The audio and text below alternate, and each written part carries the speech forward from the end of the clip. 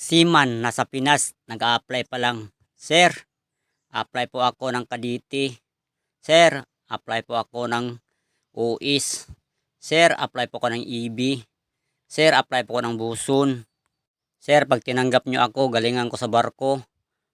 I work hard sa aking trabaho. Sir, kahit maliit lang sahod, okay lang sa akin. Sir, kahit walang sahod, para maka-experience lang ako, okay lang. Seaman, naka-onboard na.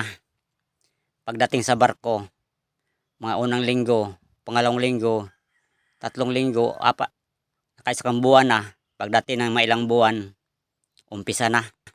Boss, di ko pwedeng umakyat dyan, trabaho ng EB yan. Boss, hindi ko pwede dyan, trabaho ng UIS yan, Cavite lang ako. Boss, hindi ko pwedeng umakyat dyan sa crane, baka mahulog ako, Cavite lang ako, trabaho ng EB yan. Boss, hindi ko pwedeng sumakay sa gindula,